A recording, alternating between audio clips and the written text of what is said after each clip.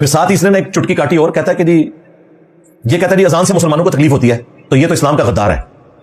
بھئی میں نے صرف یہ جملہ بولا ہے, مجھ سے پوری ڈسکشن ہو رہی تھی اذان کے حوالے سے. اس میں نے ڈسکشن کرتے ہوئے کہا کہ مسجد میں 5 نمازی بھی نہیں ہوتے اور پورے انہوں نے اسپیکر باہر لوگوں کے گھروں کے اوپر فٹ کر کے 10-15 اسپیکر لگائے ہوتے ہیں, اندر کوئی مریض بھی ہوتا ہے اور لوگوں کو یہ اذیت پہنچاتے ہیں. اس طرح کی اذان سے بہتر ہے کہ مسجد کے اندر ہی اذان ہو. رائیونڈ میں بھی کوئی اسپیکر نہیں ہے, مسجد کے اندر اذان ہوتی ہے بغیر اسپیکر کے. اور اگر اسپیکر پہ اذان کرنی بھی ہے تو اتنی اونچی آواز نہ ہو کہ کسی کو تکلیف ہو. اس کو کہہ رہا ہے اس نے اذان کی آواز سے اس کو چڑھا ہے. اور تیرے بابا جانی نے بھی یہی بات کی ہوئی ہے کہ اگر محفل نعت کوئی اونچی آواز میں کرتا ہے جس سے مریضوں کو تکلیف ہوتی ہے تو یہ محفل نعت یا میلاد کی محفل گناہ کا سبب بنے گی, جہنم میں جانے کا سبب بنے گی. تو اب میں یہ کہوں کہ بابا جانی نے کہہ دیا کہ میلاد کروانے والا جہنمی ہے, لو سانو کانٹیکسٹ میں پورا جملہ ہے نا بھائی. مرزا پلمبر نے کیسے محفل نعت کو اذان کے ساتھ جوڑ دیا ہے. ویسے تو یہ شرک کی رٹ لگاتا ہے, اب اسے محفل نعت اور اذان میں کوئی فرق نظر نہیں آتا, اور یہ بندہ کسی کی مخالفت میں کسی حد تک بھی گر سکتا ہے.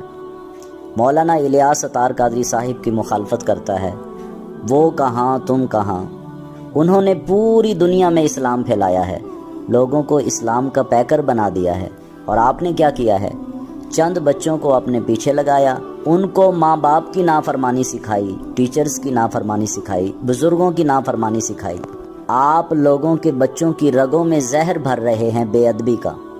آپ اپنے شاگردوں کو تعلیم دیتے ہیں کہ ماں تے شاہی کوئی نہیں, باپ تے شاہی کوئی نہیں, ٹیچر تے شاہی کوئی نہیں, بابے تے شاہی کوئی نہیں. اس کائنات میں جتنے بھی بزرگ آئے ہیں وہ سارے جھوٹے ہیں, صرف ایک میں ہی سچا ہوں, میری پیروی کرو. ابھی پچھلے دنوں میں ایک عورت میرے پاس آئی, وہ اتنے موٹے موٹے آنسو بہا رہی تھی اور کہنے لگی شاہ جی میرا بچہ مرزا انجینئر کو سنتا ہے اور وہ اتنا بے ادب ہو گیا ہے کہ ہماری آنکھوں میں آنکھیں ڈال کے ہمیں گالیاں نکالتا ہے. مجھے کہتا تمہیں تو تمیز ہی نہیں. اپنے باپ کو کہتا ہے تم جاہل ہو, ان پڑھ ہو. اور وہ بڑی لرزتی ہوئی آواز سے مجھے کہنے لگی شاہ جی کسی دن ٹائم نکالیں, میرے گھر آئیں اور میرے بچے کو سمجھائیں.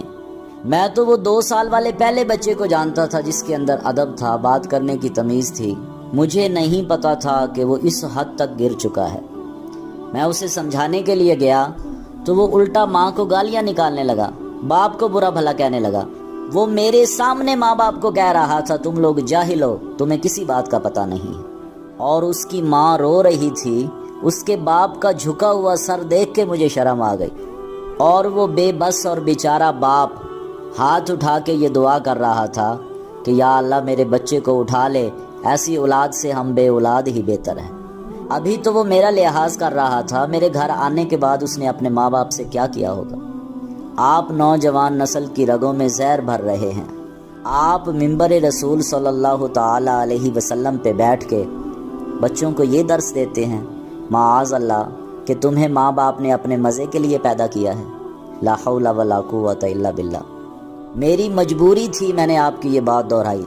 یقین کریں مجھے بات کرتے ہوئے شرم آ رہی ہے. آپ پتہ نہیں کس مقصد کے لیے نکلے ہیں, اپنا مقصد پورا کرنے کے لیے آپ نوجوان نسل کی رگوں میں زہر ڈال رہے ہیں.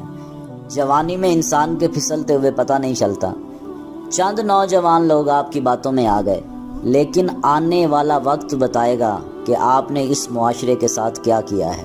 آپ نے معاشرے کو تباہ و برباد کر دیا ہے. اور اگر اذان کی آواز کسی بیمار کے کانوں میں جائے گی تو اذان کی برکت سے اللہ اسے صحت عطا فرمائے گا.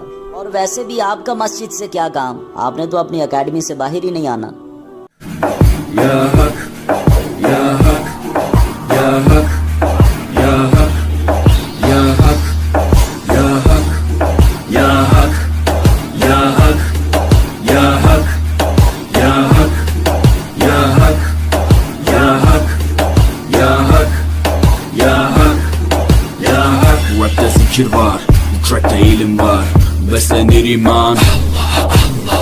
Her yer ihtilaf, şer ve istila, bence bir liman.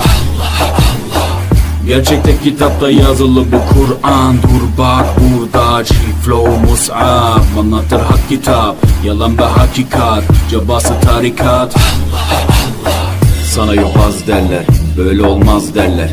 Onlar gibi düşünmedikçe çoban derler. Biz Müslümanız, düşüncemiz hüsnü zandır. Bak istediğin güçle saldır, biz Rabbe müptelayız.